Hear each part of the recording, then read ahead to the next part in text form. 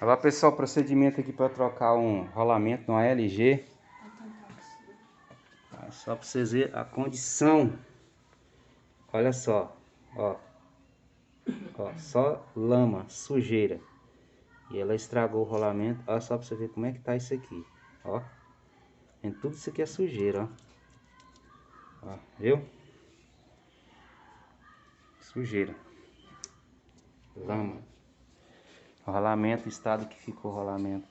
Depois na claridade aqui. Tá vendo? Então, importante, se fizer qualquer barulho, chama o técnico, porque senão corre o risco até de perder a cruzeta, né? Esse eixo aqui, porque ele vai corroendo. Ele vai corroendo aqui esse eixo na lateral e tem que trocar também. Da resistência. Essa aqui é outra parte do tambor, olha só o tanto de sujeira. Muita sujeira. A máquina desmontada aqui. Né? Agora vamos fazer o procedimento de lavar aqui esse tambor, lavar tudo aqui e montar de novo.